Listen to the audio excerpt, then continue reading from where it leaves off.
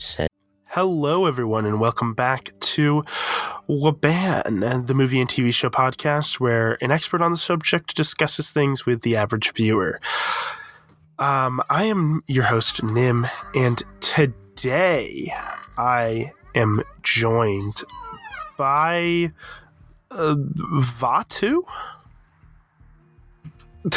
Vaatu was the evil one, right? Yeah. Okay.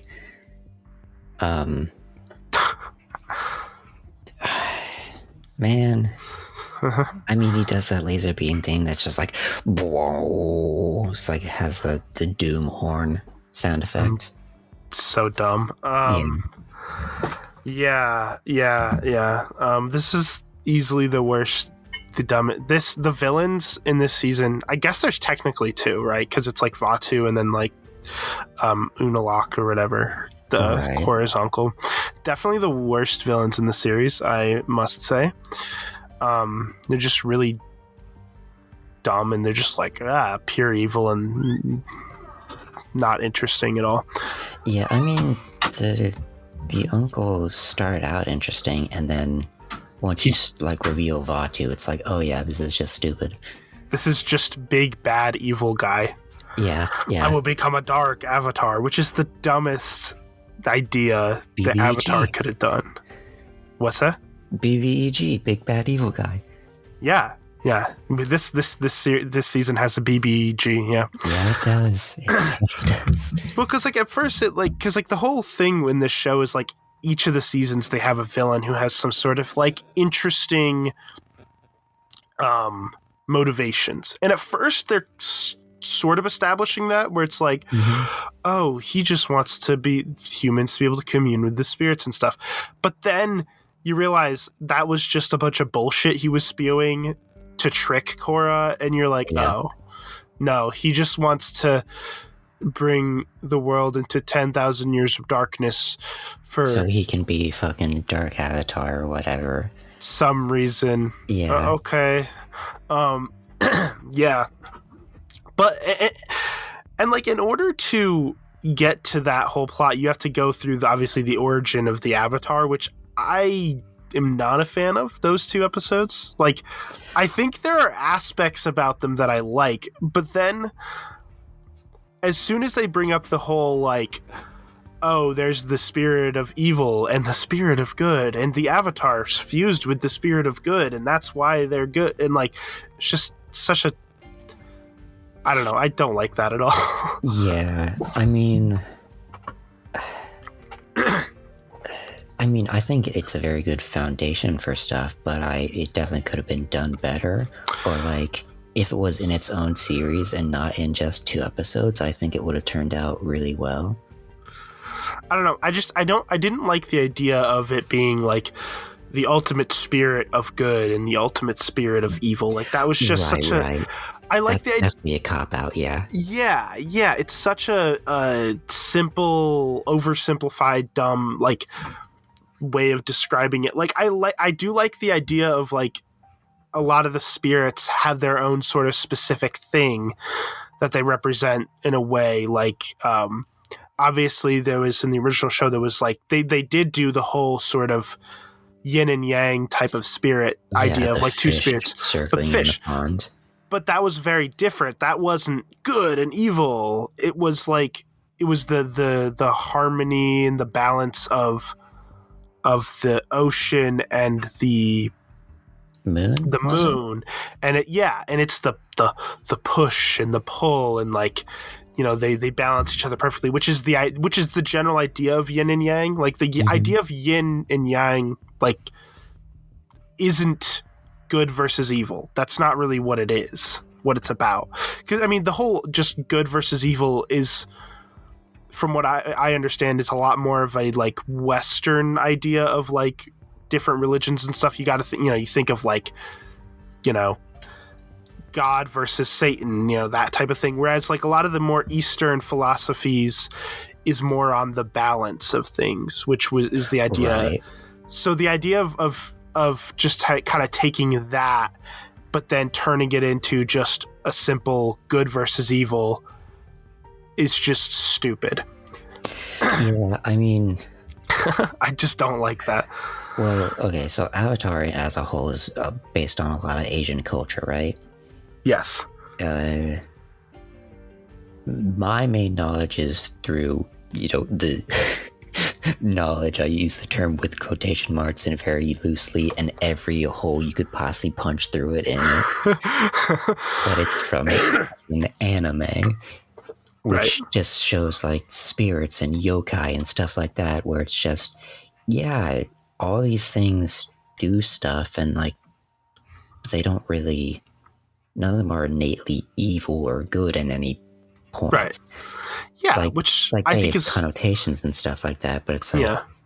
Well, I think the spirits are so much more interesting in the original show because, like, you had, each spirit had their own sort of specific defined thing. They're very interesting and otherworldly, mysterious. Like you had like Wan Shi Tong. He's not good or evil. He just wants to protect his knowledge from being abused, the knowledge in the library from being abused. Like, that's his thing. He loves his knowledge that he has, and he wants to protect it from being abused. Yeah, they were very human in that way, where it was just... Each one had their own sort of motivation of like... Yeah. Or like Heibai, for instance, was the spirit of that forest and didn't turn evil because of being corrupted by an evil thing. It was like because they became evil. It was like it turned into its other form and was attacking people because it was mad or at their forest, their home being destroyed. Mm-hmm. The ocean spirit attacked the Fire Nation because it was pissed that they killed the moon spirit, which was needed for the balance. Like it's more, which made, obviously the killing of, the ocean spirit's final moment of killing Zhao make a lot more sense. Like, yes, because he's the one who actively killed the moon spirit, but like the spirits are just so much more interesting in that. And then here you just see all these random spirits everywhere that just kind of look like Pokemon or something. I don't know. And then it's like, oh, they turned like dark purple and stuff. They turn evil. Dark purple. They're corrupted spirits. They're evil. They're dark spirits. Like, it was like there's either dark spirits or light spirits, and the dark spirit, they can turn dark or turn. It was just so not. It just made the idea of the spirits not as nearly as interesting or mysterious as it was originally.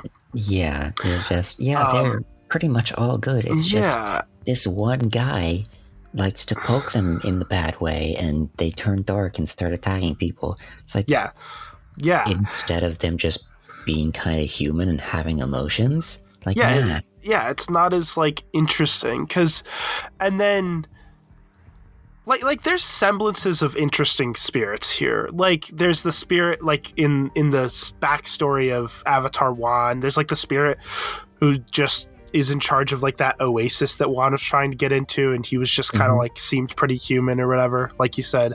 But like overall, it was just by the end of the season, you're just kind of like, spirits are immensely much less interesting than they were before.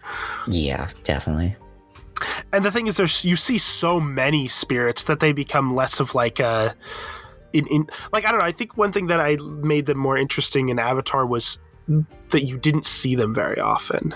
So when you did see a spirit, it was like a big deal, like, you think about how many spirits are actually in Avatar. You have like Heibai, you have Tui and La, you have Ko, and then you see like when he goes to the spirit world, you see a couple spirits in the background. Like, there's like the giant wolf thing, there's like the monkey guy. Stealer. Oh, that's Ko, isn't it? Yeah, Ko is the face stealer. And then like in season 3, and then season 2 you have Wan Shi Tong, and then in like season 3 you have the painted lady, which I think was probably the least interesting of the spirits in that show, but still was fine. It was an interesting spirit. I don't really like that episode that much anyways, but I don't know. It was just I think because there was so few of them, and each one was so unique and different from the other spirits, like, it was just more interesting to me. And then in this, it's like there's just a bunch of spirits that look exactly the same and are just like balls of energy, generic balls of energy that can turn darker when they're corrupted, and like it changes them from these emotion-driven and very mysterious and rare entities to, yeah, look, these are common enemies that you find in a video game. Yeah. That's what it was. It was like, we need to give something for the characters to fight at the end of the season that's not just the villain by himself. Like, yeah. Like, and then like just the general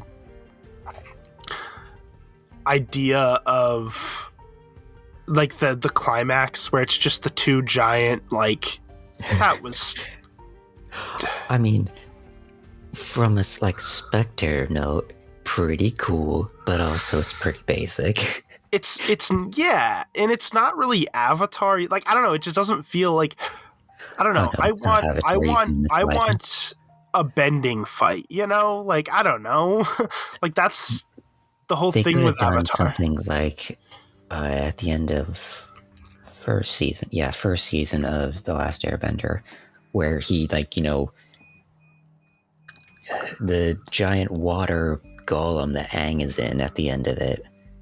Like, they could have done that with like all of the elements or something. It'd be like a little bit better, but I don't know, you could have done something more interesting with it. Yeah, I don't know, but I think the idea of the, you know, it being the battle between the ultimate spirit of good and the ultimate spirit of darkness is fundamentally just an uninteresting idea. Oh, yeah, it's too cut and dry. It's too just black and white. Especially for this show, you know, where the villains in the show, like, one of the defining factors of the show is that, like, the villains are more nuanced and interesting. Like, they have, like, if you watch the other two seasons, you actually see that more, where it's like the villains are more, they have interesting motivations where that Korra actually kind of like learns from. And this season tries to do that in the sense that, like, she learns by the end. She's like, oh, maybe I should leave the spirit portals open or whatever. Yeah. She kind of like learned that from him because that was what he wanted to do at first. But it doesn't really land as well as it could have. It's just, I don't know. I feel like, and then it was just like the whole just idea of being spiritual. Like, he's like, you know, at the beginning of the season, is it Unalaq? Yeah, Unalaq, her uncle, is like all like, oh, I can teach her in the spiritual ways because, you know, she doesn't have the spiritual side of being the Avatar down. I'm very spiritual, blah blah blah. And like, but like the way they show how he's like spiritual and stuff is by him doing some weird bullshit spirit power of like using his water to calm down the spirits. Yeah, which was like weird. It's such a simplified thing of what happened in the first series. Because in the first series, it was always just, yeah, you just, you know, show that you're sorry or fix the problem that made them angry and they calm down. Yeah. But this, it's just, now do a little dance for him. Yeah. Well, yeah, because like the episode with Heibai, it's like the way Aang calmed Heibai down and like had him turn back to his, like, you know, nicer form or whatever, was he showed him the acorn and he's like, hey, gave me, it's like, I was sad too when I saw the forest burnt down, but this gave me hope that the forest will grow back and whatever. Mm-hmm. And it was like a nice moment. Like it was just vastly more interesting than this. Then oogly boogly, now you are purified. Yeah. Oh my gosh. But yeah, no, it just,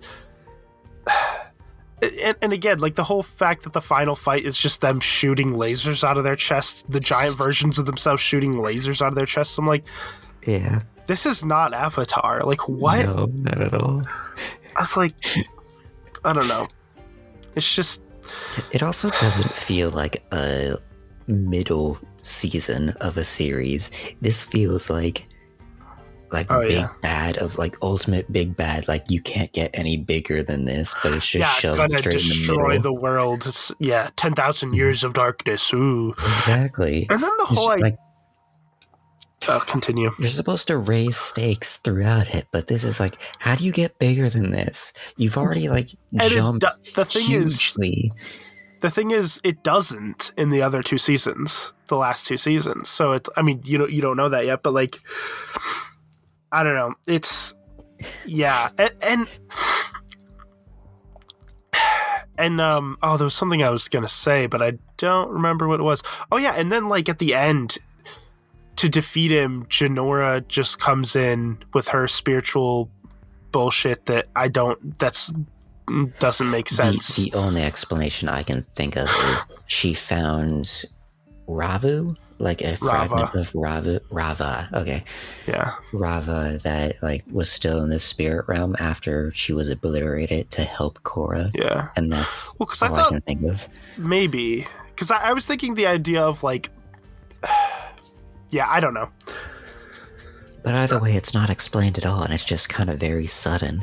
And it's like she's just suddenly like, oh, she's really connected with spirits suddenly. Oh, okay, cool. Yeah, she has a talent, and that's it. Okay, but yeah, and then I didn't really like the idea of things like the general. First off, just the idea of the spirit portals in general was kind of dumb. I didn't really like, and then the idea, because I liked the idea of in order to get to the spirit world, it was a more spiritual thing of not, oh, you opened this portal and then you can go. Well, and then they use that as a way to explain why they could bend in the spirit world. If you go through the portal to get into the spirit world, you can bend, but if you still have your body, but I was just like, oh, because it was the Unalaq and his twins went to the spirit world, and they started trying to open the other portal from within, and they started bending their water to hit it and stuff. Now that I was like, wait a minute, how you can bend in the spirit world? I thought it was very well established in Avatar that you can't bend in the spirit world, right? But then later on they explained that, and I was like, oh. Okay, so they just kind of retconned that just so they could have bending in the spirit world scenes. Okay. And then, yeah, I don't know. I feel like having a definitive origin for the Avatar as well is I don't know how I like that. I feel like it's one of those things that's more interesting if you don't answer it. Leave the idea that it's just something that's been since the dawn of time and nobody knows.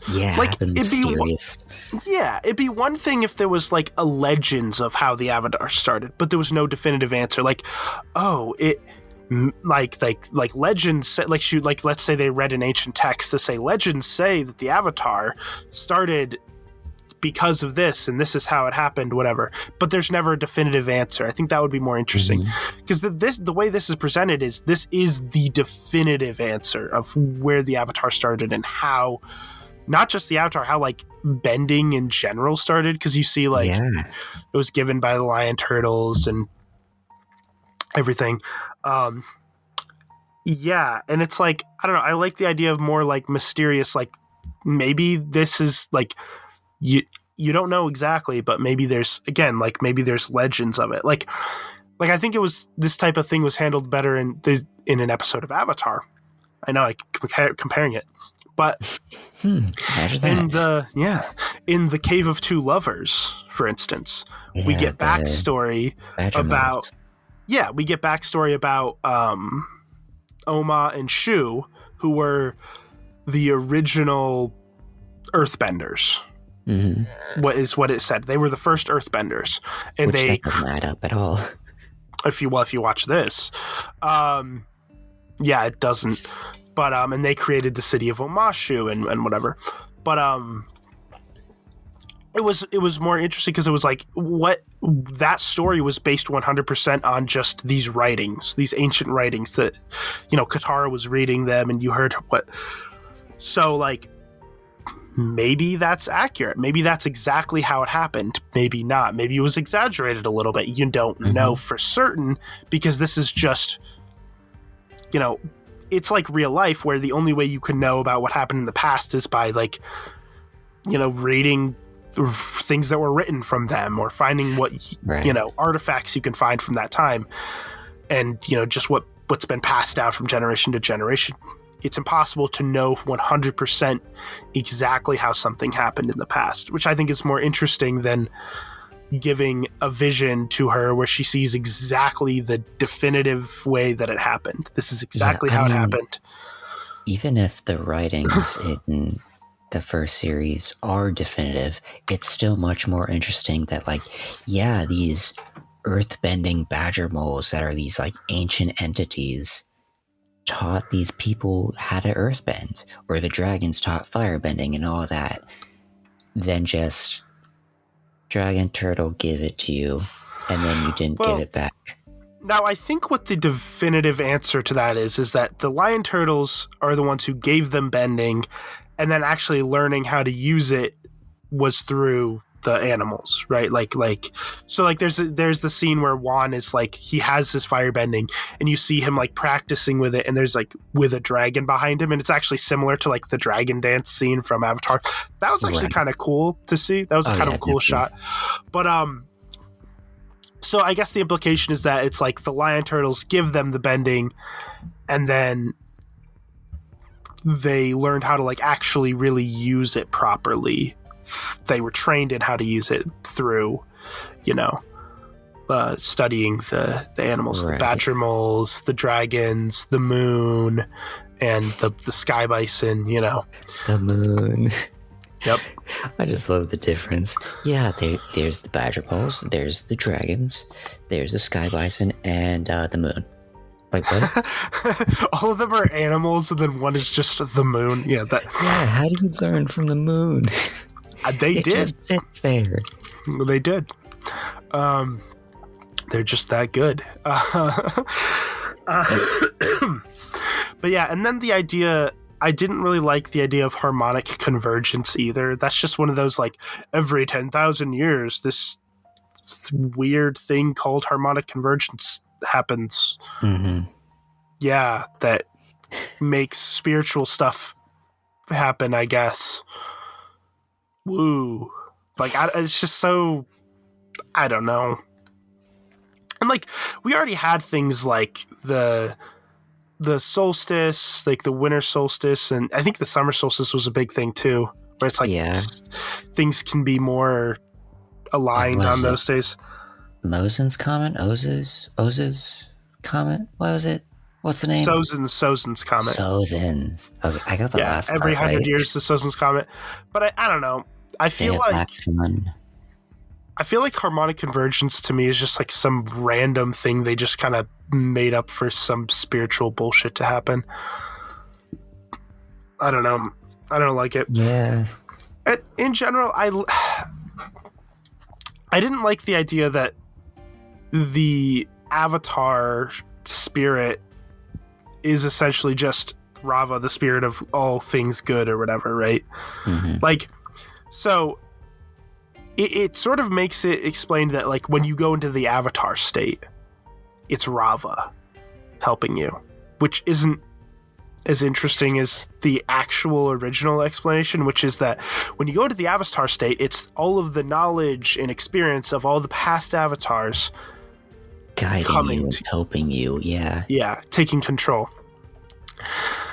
And it's like, okay, but like, if it's really this spirit of all things good, why can't the spirit just, like, I don't know, communicate with you and be like, hi, I'm Rava, I'm inside you, control, like, when you're in the Avatar state, I'm controlling with the first guy. Why not still? Like, I don't know, it just seems weird, because it's like, why is it such a weirdly, loosely defined thing if it's like, I don't know. And also the idea that it's the spirit of light and goodness, it's like, so the Avatar is pure good and light, and that's not as interesting. The idea of the Avatar is that they're supposed to keep a balance, and it's like, right, by being all good. I don't know, it's just weird. It's just, they take something that's a little bit more interesting and nuanced and over-explain it and create something stupid. Yeah. Honestly, if you just cut out Rava and Vatu. Yeah. Okay. If you just cut out both of them and like the original Avatar story of like the first Avatar is just this guy who lived, like was banished, lived with the spirits and gathered the elements from the lion turtles and just learned how to use them all properly. If that's all it was, and he was just like this guy that lived out there learning from the spirits like that, that'd be so much more interesting. Yes. Because it's just, it's just a guy who set out, got all the elements, and communed with the spirits as a human. So he like chose to make that bridge between the spirits and human and change the world because of it. Right. And then he reincarnated when he died, and then that reincarnation cycle continued. Yeah. Yeah, and perhaps because of his connection with the spirits, he was able to reincarnate and continue to be able to bend all four elements and and have every the connections to the past lives. Yeah. Right. I just really don't like the idea that it's like, oh, it's this really powerful spirit that's the spirit of light and goodness and that's inside, and that's why they're able to be the Avatar. It's like, it's just as soon as, like, I remember when I first watched it, that I never liked that when I watched the season. Like, that was always one of my like because I remember watching the origin story of the Avatar and I was actually invested at first, but then they introduced Rava and Vatu. And then it just immediately became less interesting. Because I was like, I really wanted to see like him going and exploring the world and what it was like when he first discovered airbending, when he first discovered firebending and waterbending, and or firebending and earthbending and waterbending, whatever, all of them. Anyways, but it's like, because it's like there's the scene where he comes across airbenders, and it's like, oh, this society, their people are granted bending, and they're able to like keep it, and they seem to be more in tune with their bending than the society he was in before. Interesting. They don't fight with it; they commune with the spirits and just let them hang out on the lion turtle, which is an interesting thing. And then. Because obviously that would make sense for that to be like a difference. And, I think it would have been more interesting to explore some of that rather than just being like, oh, now it's about these two spirits. One is the evil spirit that are just giant kites. I guess they are, yeah. I mean, I thought like kind of fancy tapeworms, but... Yeah. It's just dumb. Because like I feel like the basic story, some of the stories in the season had potential, and then it just kind of, once they introduced that aspect, I just kind of lost me. Yeah. I mean, they started with this whole interesting thing of a civil war between the water tribes. Yeah, which is such a cool idea. But it's not explored as well. Like they introduce it and then they go back to Public City to try to recruit people for the war. And there's like the propaganda films that Varric is making and stuff. But then all of a sudden it's like, oh, and then they kind of just drop it until like the last episode. And then they're like, she's like, the war is over and blah, blah, blah. And I'm like, it doesn't feel as big of a moment because it wasn't, the war, the Civil War wasn't focused on as much as it could have been. Yeah, it started out as a civil war, and then it was just like, no, he's not actually inciting a civil war. He just wants to get in this one portal just for big bad evil guy.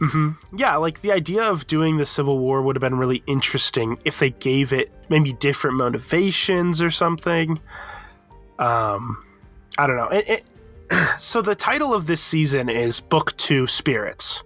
So the whole point of this season was to explore spirits a little bit more, which I think inherently is just probably not a good idea. Like I feel like it would have been a good idea to like include, maybe have spirits there, but like, I don't know, keep them more the vague, undefined kind of interesting thing of like Avatar where each spirit is unique and interesting. I don't know. I mean, maybe explore it a little bit more, but not in the way it was done. I don't know. I'm of the opinion of having a season dedicated to Korra learning how to be spiritual, because she's clearly lacking in that aspect, is a great idea. Oh yeah, Since no, I it's can something that she agree. struggles with. It's like a great hardship for her to go through. But the way they did it with the simplified spirits is pretty horrid. Yes, exactly. It could have been done so much more interestingly. Like, it could have been like her going around the world finding spirits like, the panda whose forest burned down, and all those, and just, or even Ko the face stealer, and just like exploring them and coming to understand them, and that's it. Oh yeah, that actually could have been really interesting, or like more interesting exploration of the spirit world. Like, I feel like the spirit world, there was some interesting things with it in here. Mm-hmm. I think, for instance, the thing that I liked the most was I really liked the prison that they had for humans in there. That where it's like the lost. What is it? It's like the fog or the sea of lost souls or whatever they called it. Something like that, yeah. That was really interesting. That was actually really cool, and it worked as a great like way to help Tenzin's character kind of add to his arc. Yeah, the whole not be defined by Aang's. Yeah, like not be defined. Yeah. Right, he's not a Tenzin. Yeah, which is great. And honestly, some of the best stuff in this season, I think, is the stuff between him and his family. Yeah. Yeah. What's Mo, his kid, the boy, the toddler. Why can't I think? I know his name, I just can't think of it. It's exactly. It's yeah. But he become a master trainer. It's like, okay, it's like Pokemon suddenly. It's training lemurs, and then it's suddenly like him with a whistle commanding a squadron of them. He's just, I created a monster. I don't know, what have I done? Yeah. But no, that's great.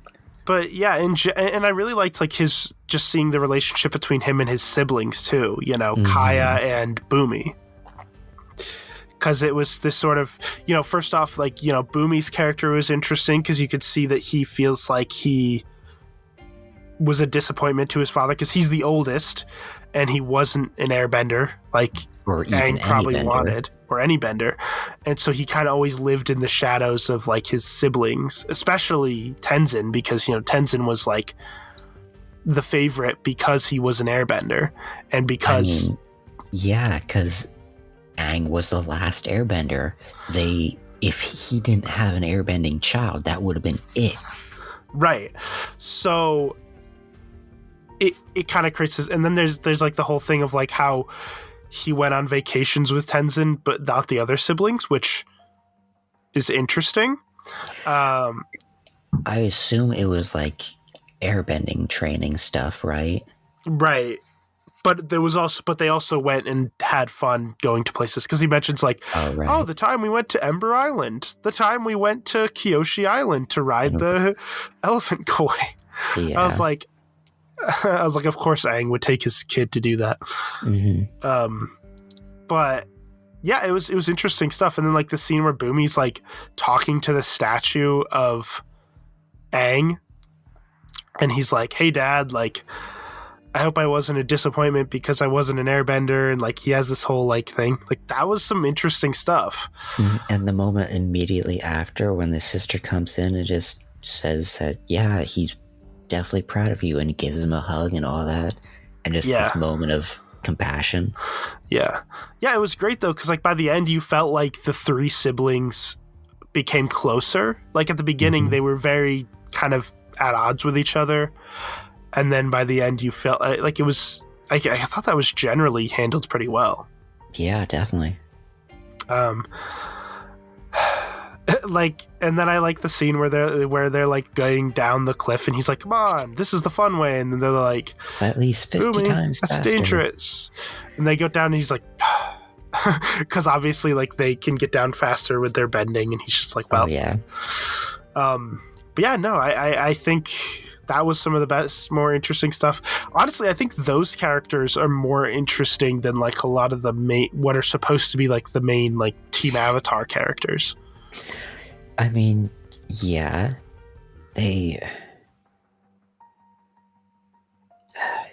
I think I find it especially interesting that they made it so Aang wasn't a perfect dad, right? Right. Which, you know, Aang is the main character of the past series, and he has a lot of responsibility as the Avatar, but he was always very childish and carefree and stuff like that in most scenarios. Mm-hmm.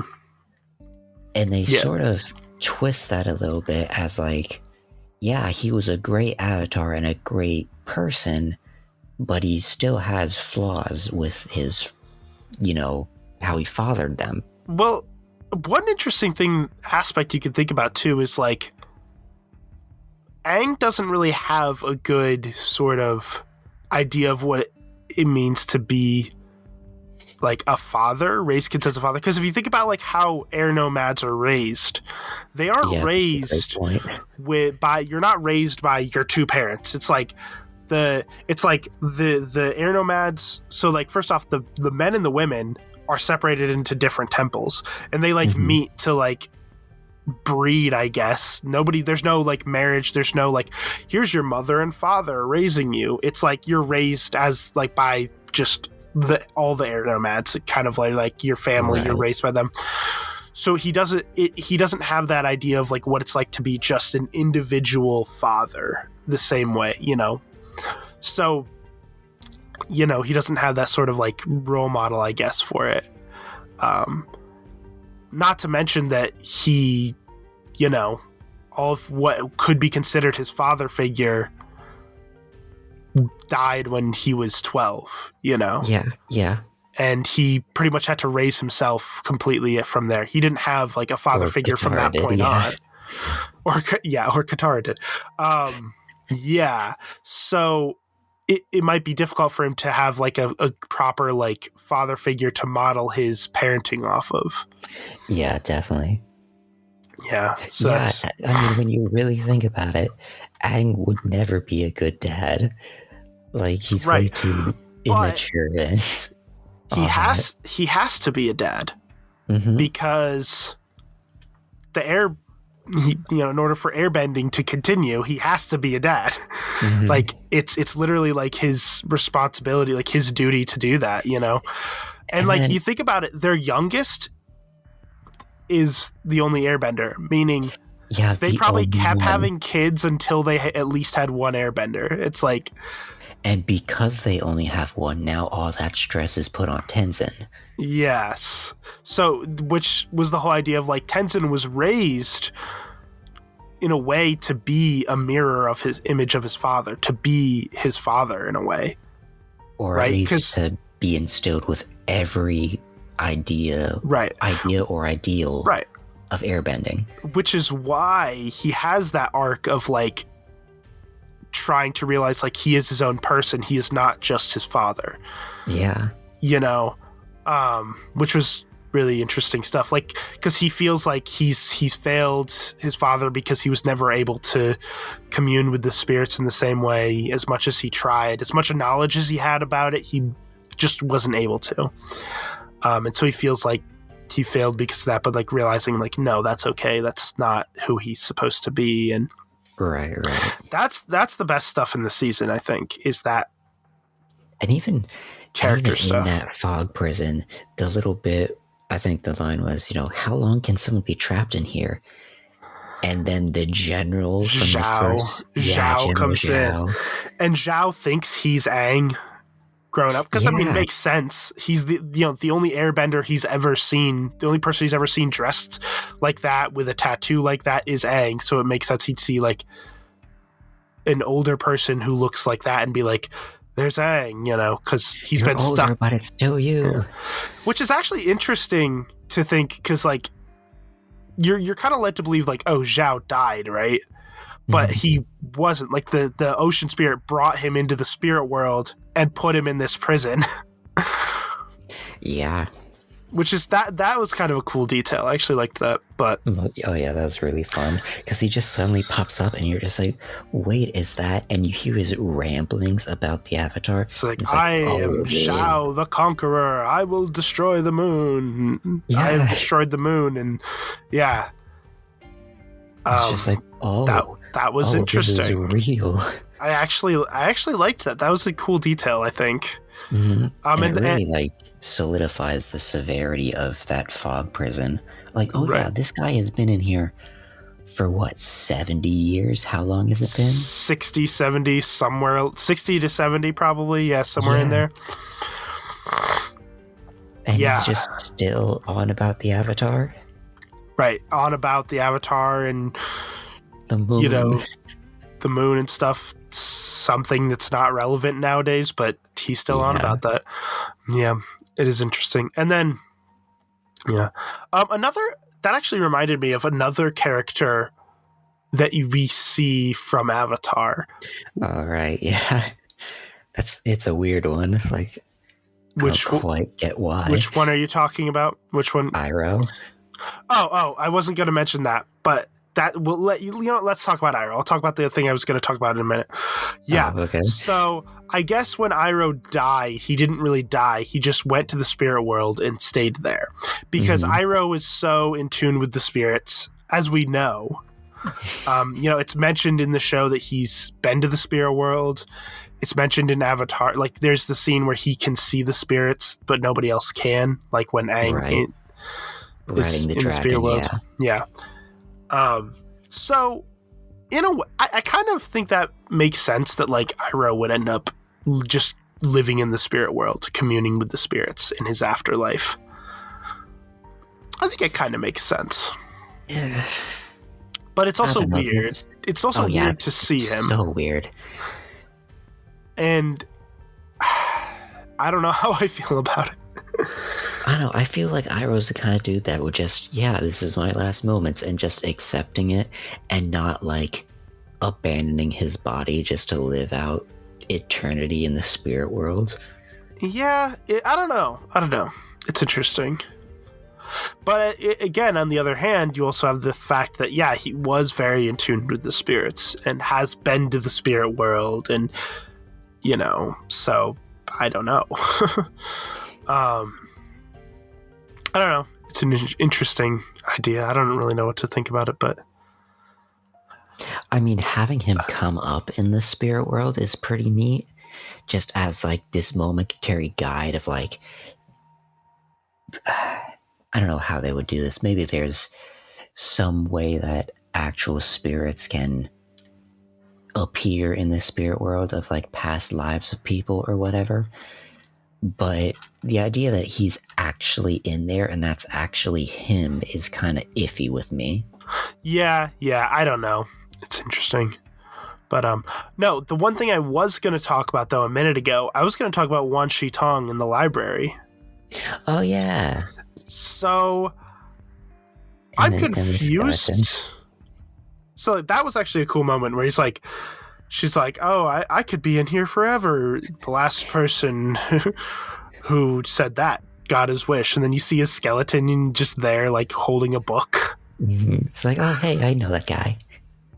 But one thing I was so confused about, though, is his whole philosophy of, like, not abusing the knowledge. He just kind of is like, whatever, you can go look at stuff. Like, I don't know, he didn't seem like he had the same motivation. Like, it just felt like they missed. Oh yeah, that moment where he just agrees with like very minimal resistance was very odd. I was like, what? I don't know, I was just like, he doesn't feel like the same character, you know? Like, it was just very odd. So she gives him knowledge. That's like the toll, right? And then he goes, well, those are the past rules. Humans aren't allowed in here ever anymore. Right, which we know from the last, you know, because he said... Sense. And then a few sentences later, he's just like, fine, go look around. And it's just like, where was the switch? Right. That's not natural. Well, and it seems like she pretty obviously, she has a specific goal in mind of what information she wants and how she wants to use it to help somebody and like get an advantage over the bad guys, whatever, which is like clearly something he's against people doing in Avatar. So why is he so just like, whatever, yeah, go find what you need? Like, it just felt so out of character, and I was like I'm fine that they brought him back. That's that's great, a cool idea, but like, you get the character right, I guess. Like, it just felt so off to me. Okay. I just thought of something, because later he was like, at least maybe not working with, but at least not hindering Vatu's rise, right? Right. Like, that's what he kind of wanted, or at least he didn't care if it happened. Yeah. So maybe that's what his game was, where it's just like, yeah, I'll keep this human here, alert the human that's gonna help out for my goals, so that he can get her out of here. Yeah, maybe. I don't know. It's just weird. I feel like it just didn't feel right to me. Oh no, not at all. Yeah. I'm trying to think of other aspects. Okay, so then other aspects, I guess you could get into the other characters, like the Team Avatar characters. So Mako, Bolin, Asami. Her cousins, Korra's cousins. Oh, that's right. God.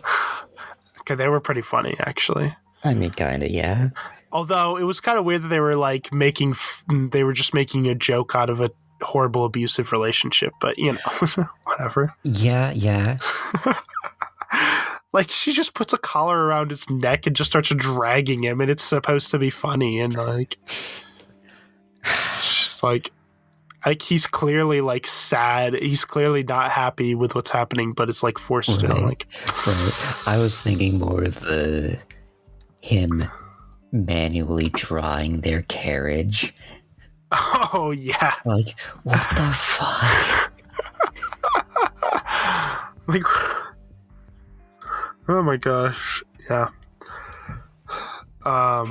But yeah, they're great. They were fun characters, I think. They were just weird. They were so weird and just. Oh yeah, they were so weird and creepy. What'd she call him? Her frail little turtle duck, or what? Yeah, was that it? Yeah. You will always be my turtle duck. But yeah. But no, so I guess the main story that there was the side plot of here's what I had to. Okay, the side plot of the relationship between Mako and Korra was again more. They tried to bring in the love triangle a little bit again, which was just annoying. I was like, you already did that. Like, let's just. Like, Korra leaves. They break up. Korra leaves. Like, Asami might get with Mako now, and it's like, oh my gosh, they were already together. Are we really doing this again? And then Korra comes back, and he's like, oh wait, she kisses him because she forgot about it. Oh, now are they gonna be together again? It's like, oh my gosh, make up your mind. Either they're together or they're not. Just figure it out. Like, right. It's so frustrating. I think they're done with the love triangle stuff after this season, though. I think this is the last time they do it, from what I remember. But it's just so annoying. And then Mako's just like an asshole. He's like, oh, she kissed me. What? Even though I'm kind of starting a thing with Asami right now. Should I tell her that we broke up? No, I'm just going to ride with it. And I'm like, yeah. Like, oh my gosh. So terrible. Mako is such an annoying character sometimes. He's just This show just has a thing for toxic relationships, and I don't know why. Yes, it really does. You're right.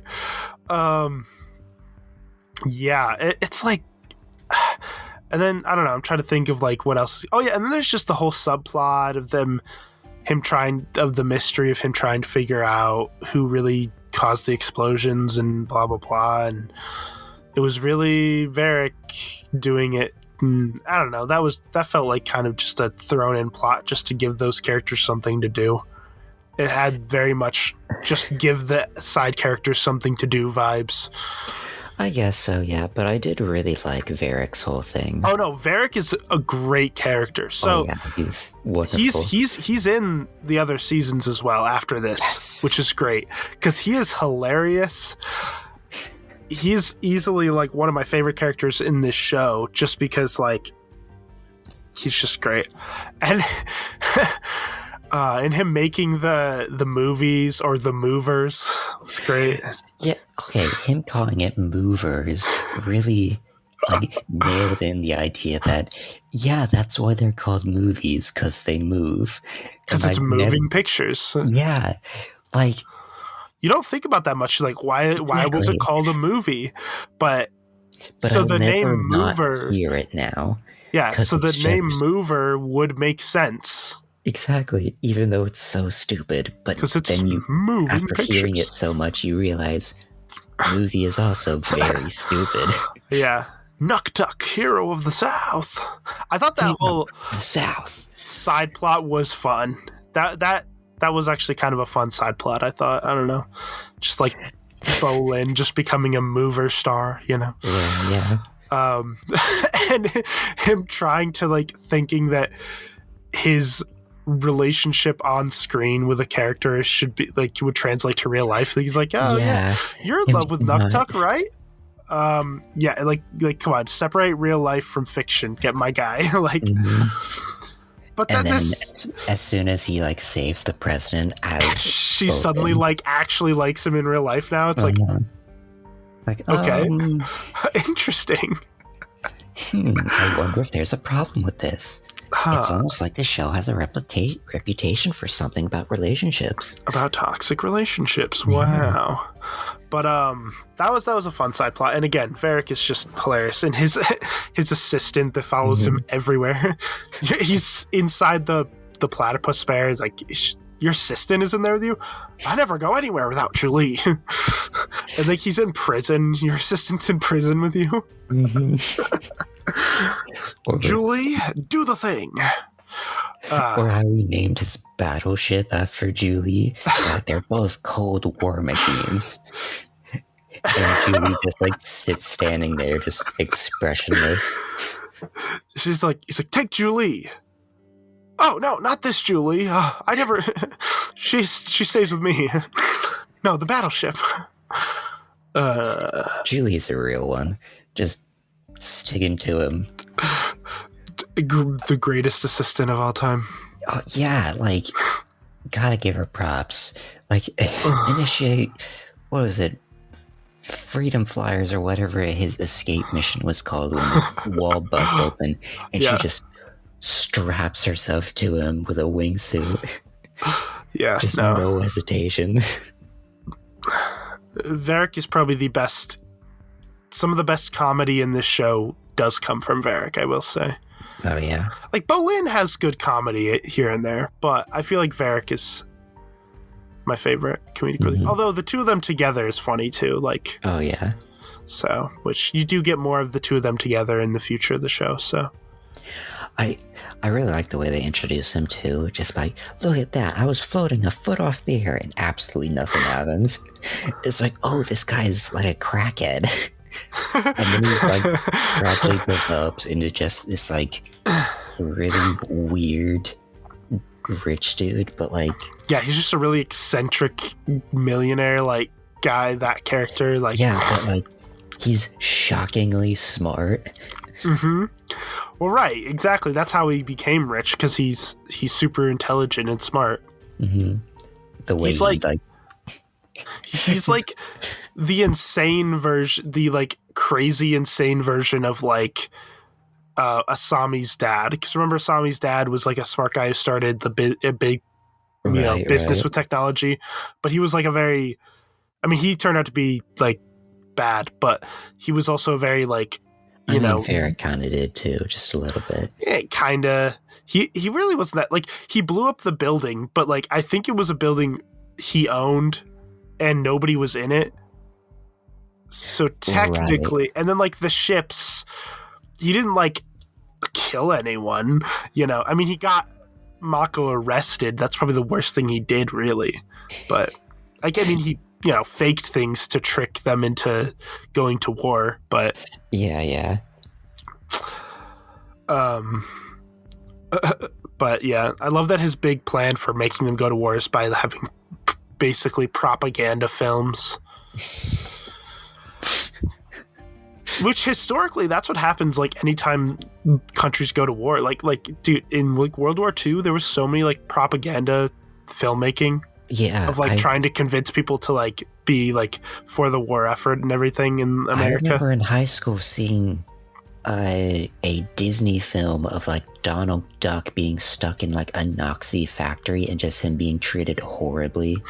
Yeah, no, that's a thing. It's just so weird. Mm-hmm. Yep. But yeah, no, I really like his character.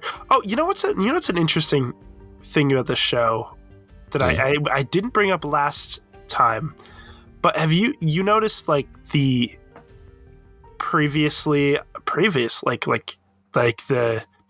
on sections of like at the beginning of each episode? No, I watched on Netflix, so it just skipped all those. Yeah, you should watch it next time, like at least once, just to see the style.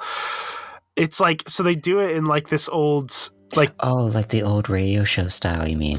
Yeah, and it's like last time Korra did this. It's like it's like really, it's actually kind of fun. It's kind of cool because it's like, instead of just doing a generic like just show clips from previous episodes like you would normally, like they did in Avatar, it's like they have like a fun like way of doing it. Mm-hmm. That fits the show, I always really appreciated that the announcer for the pro bending the pro bending battles, I just really love him. He's currently leveling the glove at me. I believe he's about to execute me. I am currently peeing my pants. I am currently wetting my pants. Yeah. And in this season, he makes a little cameo too, because they're the premiere of the final episode of Nuktuk is like playing at the bending arena, the pro bending arena, and like he's fighting the guys that are trying to capture the president like on there, and he starts announcing for it like it's a pro bending match. He's currently getting 2 stats of disc at launch, which would normally be illegal, but he's fighting 3 waterbenders, so all bets are off. It's great. And the way they like mirrored some of the like scenes from the movie to what was happening in real life, like some of his movements and stuff. Yeah, there's good stuff in this season. I just think the main plot is mishandled a lot, like the main conflict and plot of like the spirit, everything with like the spirits and the history of the Avatar. I think is just, and the main villain is just mishandled a lot. But there's a lot of good stuff in the season besides that, good entertaining stuff. It's just when you get to some of that stuff, you're like, yeah, it's just not all that great. Yeah, but it gets better from here. So we've got through the worst. We've got to the rock bottom worst of this show. So, and like, you have to admit, if you're not analyzing it like a fan of the previous series and like knowing all this stuff and how much it screws with everything, it's still fun to watch. Yeah. I mean, I don't know. To an extent, I guess. Well, I mean, as long as you don't acknowledge the stupid giant monster fights. Right. Yeah, pretty much. But yeah, I don't know if I have much more to say. I feel like I covered. Oh, what do you think about the idea of Mako being on the police force? That's like his big new thing. It's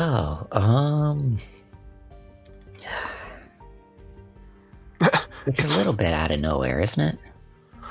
Yeah.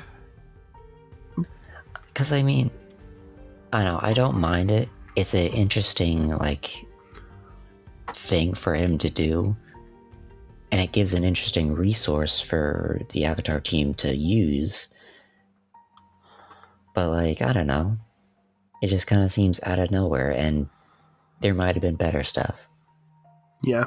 I feel like he's just one of the least interesting of the characters. Like, he's just brooding, firebending guy. And that's it. Like, he just... And I don't think he's Zuko without any of the layers. It's without just any of... layer. Yeah. And it's weird, too, because he's actually named after the original voice actor of Iroh from Avatar, the one that died. His name is Mako. I forget his last name, but his first name is Mako. So he's actually named after him. Huh. Which is interesting. I didn't realize that until rewatching Avatar, and then like noticing in the one episode the Tales of Ba Sing Se, there's like the in memory of Mako part, right, where it shows the story of Tale of Iroh. So that's an interesting little thing. They like to name characters in the show after other things, like because there's Mako, obviously, is named after an actual the real life voice actor of Iroh. There's a character actually named after Iroh, who's has the voice actor of Zuko. Who's Iroh. Zuko's grandson. Right. And then there's like Boomy is obviously. And then Kaya is actually the name of Katara and Sokka's mother. Right, I do remember you saying that. Tenzin is not named after anything, but it's weird because like two out of Aang and Katara's 3 kids are named after like somebody. Like, you'd think that he would name one like what's his after his master, right? Yeah. What's his airbending master's name? Why can't I think of it? I know. I can't think Gyatso. of anything either. Yeah, that's it. Yeah, Monk Gyatso. You'd think he'd do like name him after like that or something like that. Mm-hmm. Or even the guy that taught him about the Avatar state. With what was it? You mean the one guru. who's? Oh yeah. Guru Patik. Patik. Patik. But the banana. Yeah. Onion and banana juice. That's what it was. They actually did bring mention him in this season because they visited the temple. Yeah, because they're visiting, like that. Their vacation is them visiting all of the air temples. Right. And then they started with the southern because that was the closest to where they were, and then they went to the eastern. And they're like, the eastern air temple is the most spiritual.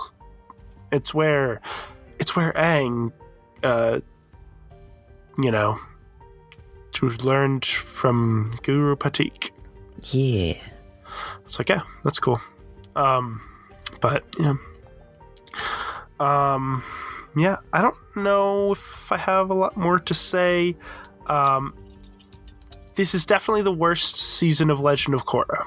I can easily say that. And it all stems from just one idea. Well, that's the problem, is that idea is sort of the main plot. Like, that's the main. Right. Like, there's a lot of there's definitely some side plots and stuff that I really enjoy, and like character arcs and ideas that I enjoy from this. But yeah, that's like easily the worst. Oh yeah, definitely.